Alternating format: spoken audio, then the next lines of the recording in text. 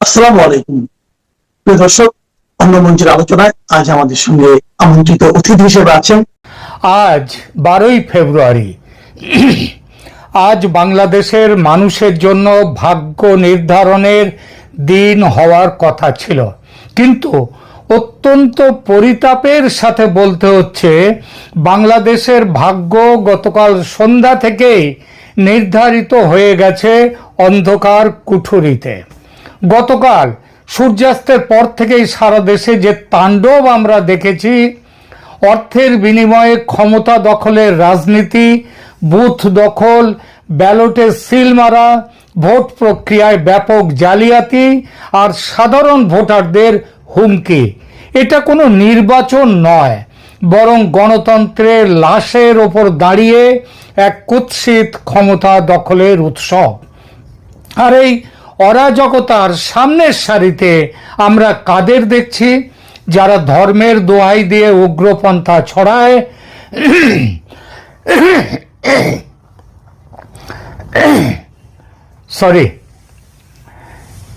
যারা ধর্মের দোহাই দিয়ে উগ্রপন্থা ছড়ায়, যারা সাধারণ মানুষের অন্ধ ধর্ম বিশ্বাসকে কাজে লাগিয়ে বেহেশতের টোপ দিয়ে ভোট পাওয়ার রাজনীতি করছে, সেই জামায়াতে ইসলামী নামক দলটি।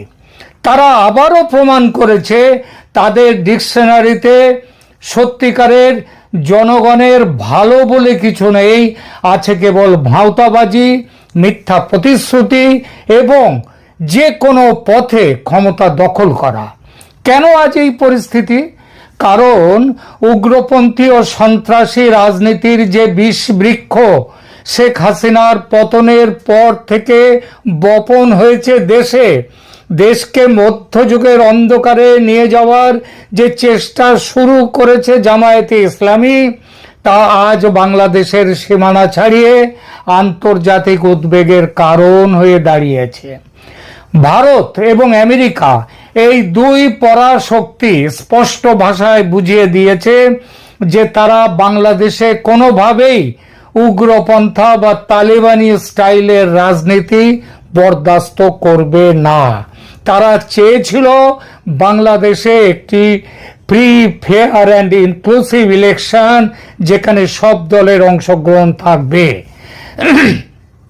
ভারত তার সীমান্তে স্থিতিশীলতা চায়, এই উপমহাদেশের জীবনযাত্রার উন্নতি ঘটাতে চায়, মৌলবাদী সন্ত্রাসের হাত থেকে শুধু নিজে বাঁচা নয়, বাংলাদেশকেও বাঁচাতে চায়। আর আমেরিকা চায় এই অঞ্চলে তার কৌশলগত আধিপত্য, চীনের আধিপত্য হ্রাস করা। এই দুটো দেশই জানে জামাত যদি প্রত্যক্ষভাবে বা পরোক্ষভাবেও ক্ষমতার অংশীদার হয়, তবে এই পুরো অঞ্চল আগ্নেয়গিরির মুখে পড়বে। তাই পর্দার আড়ালের খবর এটাই, পরাশক্তিগুলো বিএনপিকে ক্ষমতায় চাইছে এই নির্বাচনে। আমার চ্যানেলে এই সম্ভাবনার কথা আগেও বলেছি, তবু মাঝে মাঝে অন্য রকমের কিছু খবর এসে গুলিয়ে দিয়েছে এই সহজ লাইনটা। আপনাদের হয়তো মনে আছে, মাত্র কয়েকদিন আগে আমেরিকার ওয়াশিংটন পোস্ট খবর দিয়েছিল আমেরিকা নাকি জামায়াতে ইসলামীকে ক্ষমতায় দেখতে চায়। আপনারা দেখেছেন কিভাবে ঢাকার ব্রিটিশ রাষ্ট্রদূত সারা কুক দিল্লি ছুটে এসেছিলেন ভারত সরকারের থেকে জামাতের পক্ষে সমর্থন চাইতে। ভারত পাত্তা দেয়নি তাকে। ভারত তার আগে থেকেই তার যে নিজের লাইন, সেই লাইনে ঠিক ছিল, কোনোভাবেই জামাতকে সমর্থন নয়, কোনোভাবেই উগ্রবাদী সন্ত্রাসবাদকে সমর্থন নয়। তখন আমেরিকার সঙ্গে ভারতের সম্পর্কে তিক্ততা ছিল, মূলত বাণিজ্য শুল্ক নিয়ে। কিন্তু যেই জানুয়ারির শেষ সপ্তাহে ভারত ইউরোপীয় ইউনিয়ন, তার সঙ্গে এই দুই ভারত এবং ইউরোপীয় ইউনিয়নের ফ্রি ট্রেড এগ্রিমেন্ট হলো, আমেরিকা তখন চাপের রাজনীতি ছেড়ে ভারতের সঙ্গে সম্পর্ক স্বাভাবিক করা শুধু নয়, আরো ঘনিষ্ঠ করে নিল। আর এই ঘনিষ্ঠতার প্রমাণেই ঘনিষ্ঠতার ফলেই মিলে গেল বাংলাদেশের ভবিষ্যৎ নিয়ে ভারত আমেরিকার তাদের যে মত, সেই মতের মেলবন্ধনটা ঘটে গেল। জামাত চলে গেল দূরে, দুই পরাশক্তির কাছে চলে এলো বিএনপি। এলো ঠিকই, কিন্তু শর্ত সাপেক্ষে। তারা জামাতের কাঁধে ভর করা কোনো উগ্রবাদী সরকারকে এক মুহূর্তের জন্য সমর্থন দেবে না, পরিষ্কার করে দিল। আর সেই জন্যেই জামাতের আমির শফিকুর রহমান তিনি বারবার চেয়েছেন, বলেছেন যে বিএনপির সাথে মিলেমিশে একটি সরকার গঠনের কথা, কিন্তু বিএনপি রাজি হয়নি। স্পষ্ট করে বলে দিয়েছে এরকম সরকারে আমরা যাব না। কেন হঠাৎ ভারত আমেরিকা বিএনপিকে সমর্থন দিতে রাজি হলো? এর পেছনে রয়েছে সূক্ষ্ম জিও পলিটিক্যাল যে ক্যালকুলেশন, সেটাও। ভারত তার উত্তর পূর্বাঞ্চলের নিরাপত্তা নিশ্চিত করতে চায়, আর আমেরিকা চায় বাংলাদেশে চীনের প্রভাব কমাতে এবং বঙ্গোপসাগরে নিজেদের অবস্থান সংহত করতে। কিন্তু আগেই বলেছি, এই সমর্থন বিনা শর্তে আসেনি। আমার কাছে কথা আগেও আমি বলেছি, শেখ হাসিনা দেশে ফিরবেন ফেব্রুয়ারি মার্চের মধ্যে, এমন কথাও আমি বলেছি এর আগে আমার ভিডিওতে। আমার কাছে নির্ভরযোগ্য খবর ছিল এবং এখনো আছে, যা সকালেই বাংলাদেশ সেনাবাহিনীর এক মাঝারি পর্যায়ের অফিসারের কাছ থেকে যার সমর্থন পেলাম। বিএনপি ক্ষমতায় আসছে ঠিকই, কিন্তু তাদের হাত পা বাঁধা থাকবে নির্দিষ্ট কিছু শর্তে। যে শর্তের বিনিময়ে তারেক রহমান দেশে ফিরেছেন, যে শর্তের বিনিময়ে বিএনপি এই ভোটে হারুক জিতুক ক্ষমতায় আসছেই। হ্যাঁ, বলে দিলাম ক্ষমতায় আসছেই। এইবার শর্তগুলো কি? সংবিধান এবং আওয়ামী লীগের সুরক্ষা দিতে হবে। আগামী 6 মাসের মধ্যে একটি অংশগ্রহণমূলক নিরপেক্ষ নির্বাচন দিতে হবে বিএনপিকে। সেখানে আওয়ামী লীগের ওপর থেকে সব নিষেধাজ্ঞা তুলে নিতে হবে। প্রতিহিংসার অবসান ঘটাতে হবে। তথাকথিত বেআইনি সরকারের বেআইনি অর্ডিন্যান্সে গঠিত তথাকথিত অপরাধ ট্রাইব্যুনাল, এটা বাতিল করতে হবে। শেখ হাসিনাকে দেয়া সমস্ত সাজা রদ করতে হবে। এছাড়া শেখ হাসিনা দেশে ফিরবেন এবং রাজনৈতিক কার্যক্রমে অংশ নেবেন।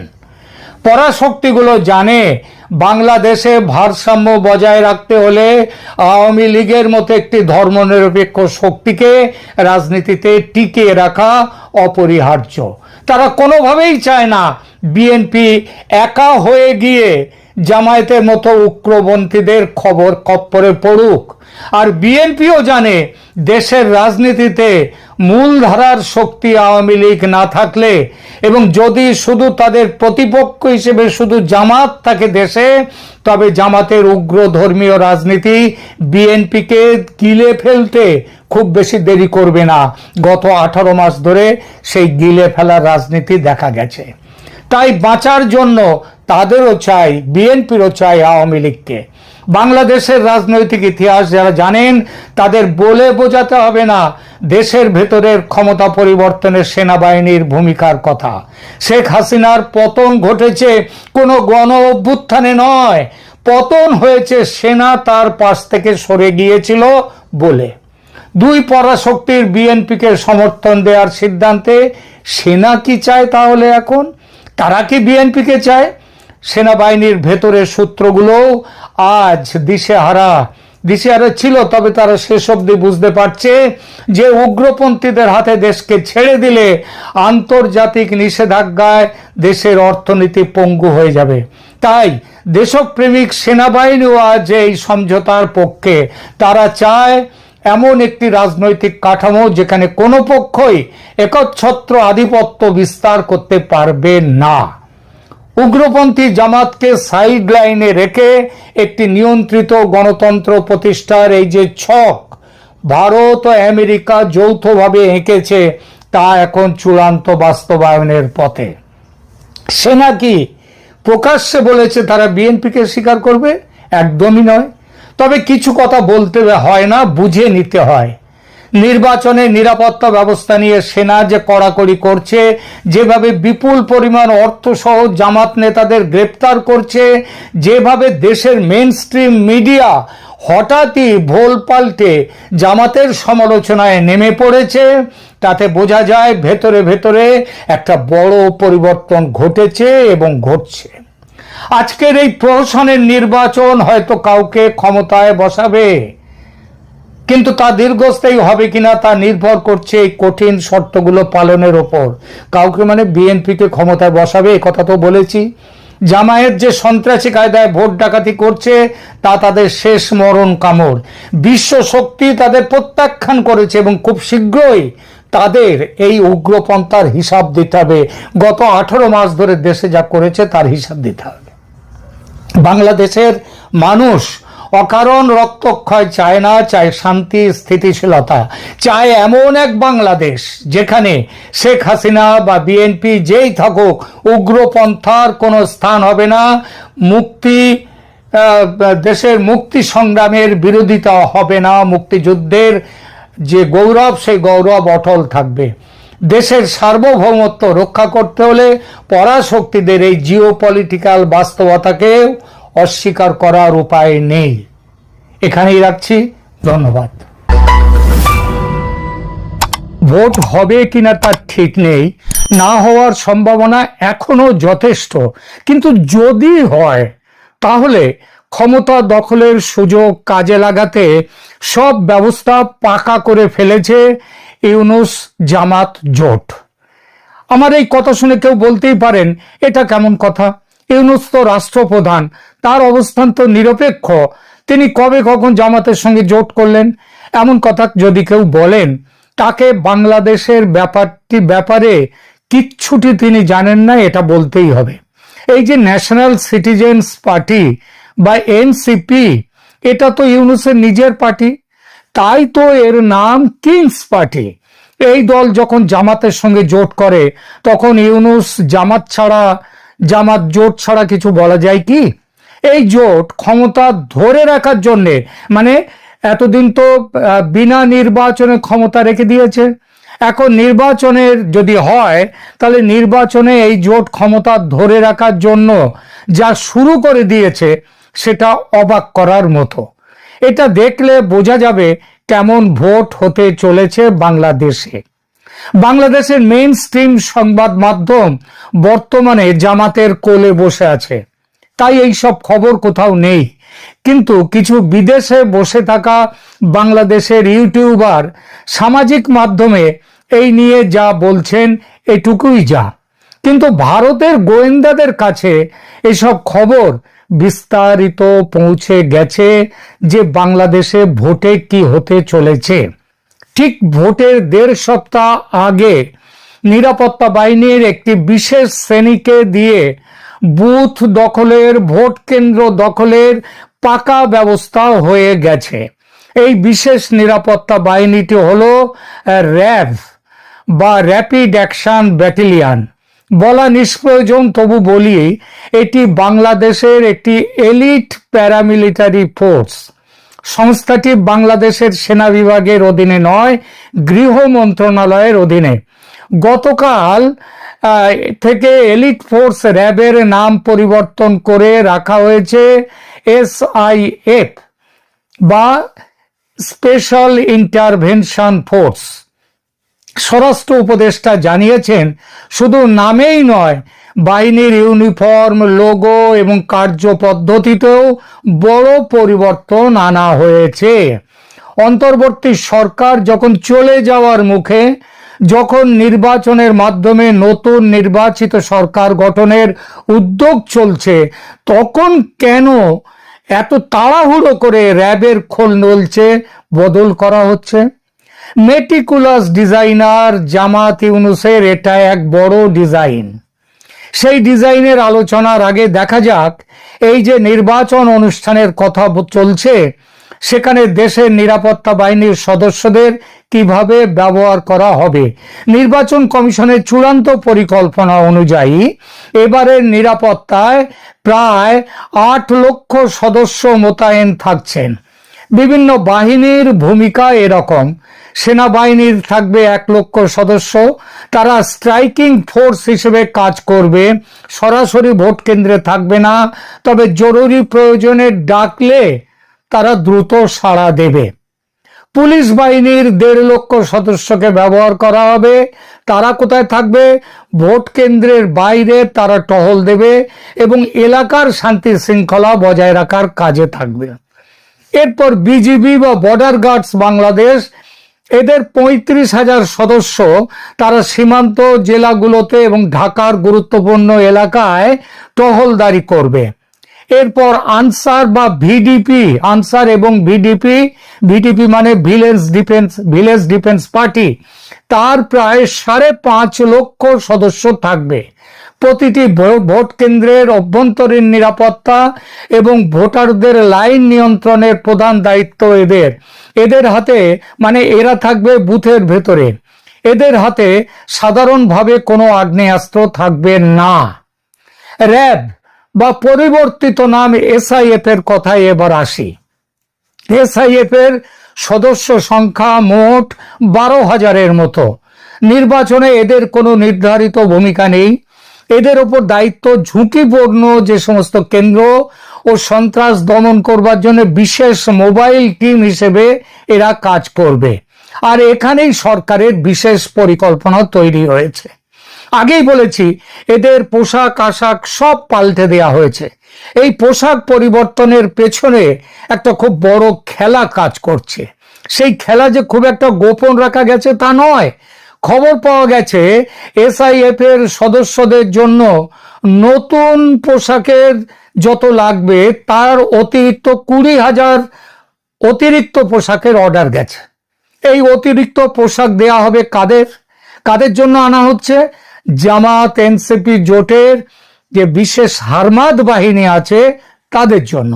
তারা এই ইউনিফর্ম ব্যবহার করে বুথ দখলের জন্য নির্দিষ্ট ভোট কেন্দ্রগুলোতে গিয়ে হাজির হবে, হামলা চালাবে। এই গুজব, মানে এটা যে গুজব বা অমূলক আশঙ্কা তা কিন্তু নয়। এই আশঙ্কার কথা পৌঁছে গেছে সেনাবাহিনীর কাছেও। আর সেটা নিয়ে সেনাবাহিনী, গোয়েন্দা সংস্থাগুলো এবং বর্তমান এসআইএফ মানে যারা র্যাব, সেই কর্তৃপক্ষ অত্যন্ত সতর্ক অবস্থানে রয়েছে। কারণ তাদের নজরের বাইরে এই 20,000 পোশাকের অর্ডার দেওয়া হয়েছে। সেই পোশাকগুলো পরে অন্যরা যাবে। গতকাল ওই হারমাদরা যাবে।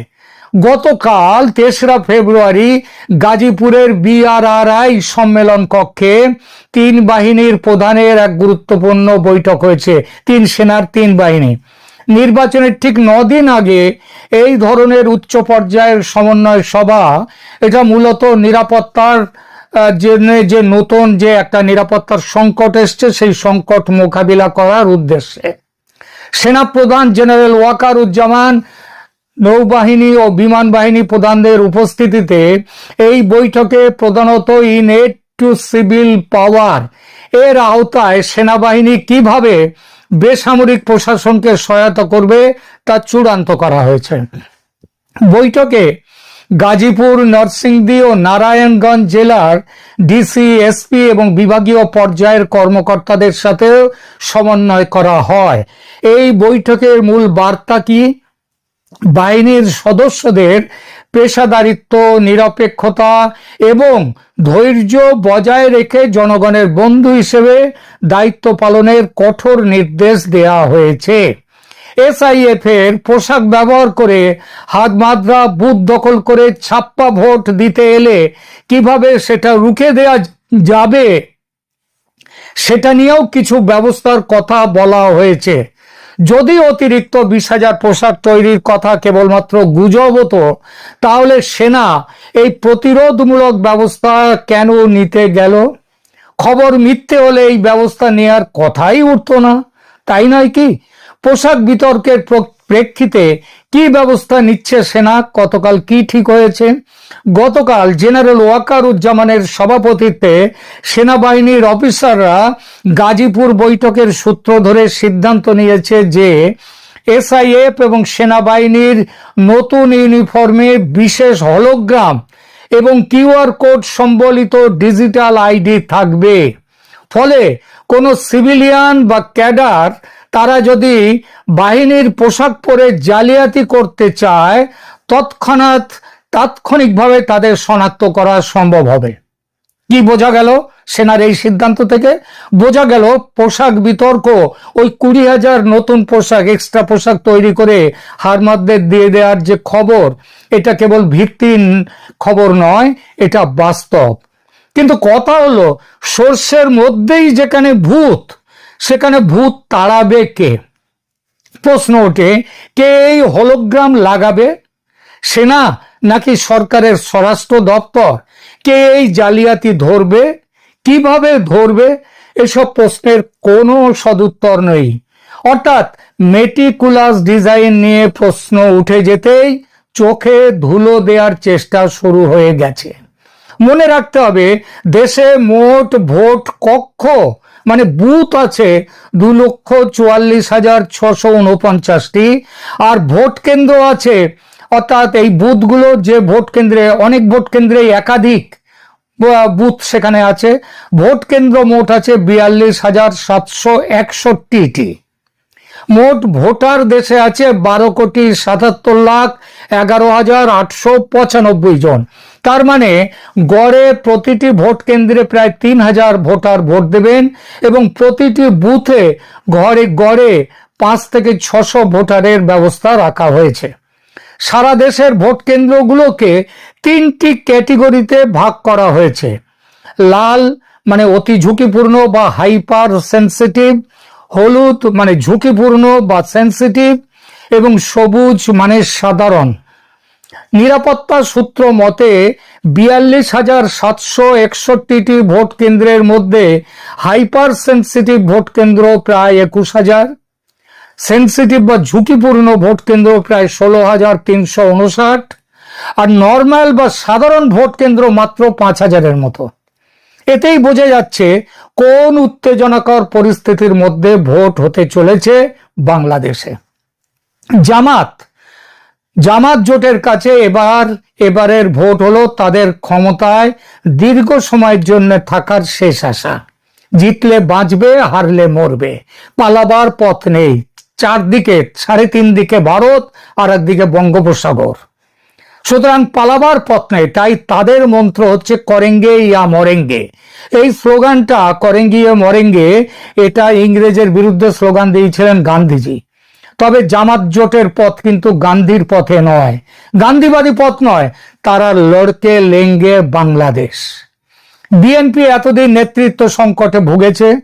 বিএনপির সাধারণ পরিচয় খিচুড়ি দল। এই দলের আদর্শ হিন্দি ফর্মুলা ছবির মতো, রাগ, দুঃখ, ফাইট, প্রেম সবকিছু ফর্মুলা মাফির এক এক চামচ করে নিয়ে আসা, সব দিক থেকে এক এক খাবলা মশলা নিয়ে তৈরি হয়। এখানে বিএনপিও তৈরিও ঠিক সেইভাবে। এখানে মুক্তিযুদ্ধের পক্ষ আছে, মুক্তিযুদ্ধের বিপক্ষ আছে, ধর্মনিরপেক্ষতা পক্ষ আছে, আবার গোঁড়া ইসলামী পক্ষ আছে, পাকিস্তানপন্থী আছে, আবার পাকিস্তানের বিরুদ্ধপন্থী আছে, ভারতপন্থী আছে, আবার ভারত বিদ্বেষী আছে। এই দলটি মাঠের লড়াইয়ে নেমেছে অনেক পরে। তারেক রহমান দেশে ফেরার পরও বেশ কয়েকদিন নাকে সর্ষের তেল দিয়ে ঘুমিয়েছে। ততদিনে জামাতের ঘর গোছানোর কাজ শেষ। সেজন্যই জামাত জয়ের স্বপ্ন দেখছে, জয়ের দোরগোড়ায় পৌঁছে গেছে ভাবছে তারা। এবং সেটা ভাবনাটা খুব একটা মিথ্যেও নয়, এখন শুধু দরজা খোলার অপেক্ষা। সে কাজটুকু করার জন্য সব কিছু করতে তৈরি জামাত। এই সব কিছু বলতে কি, এসআইএফ এর পোশাকে নিজেদের হারমাদদের দিয়ে ভোট কেন্দ্র দখলের প্ল্যানও আছে। তাই সেই কেউ স্বীকার করুক আর নাই করুক। ওয়াকারুজ্জামান গতকাল গাজীপুরের বৈঠকে এ নিয়ে উদ্বেগ প্রকাশ করেছেন, প্রতিরোধমূলক ব্যবস্থা নেওয়ার কথা বলেছেন। তবে গত 1.5 বছর তার নিজের যা ট্র্যাক রেকর্ড দেখেছে দেশের মানুষ, তাতে কোনটা তার মুখ আর কোনটা তার মুখোশ, তা নিয়ে মানুষের বিস্তর সন্দেহ। 12ই ফেব্রুয়ারি কি ঘটবে দেশে, সেটা জানেন কেবল পরম করুণাময়। ধন্যবাদ।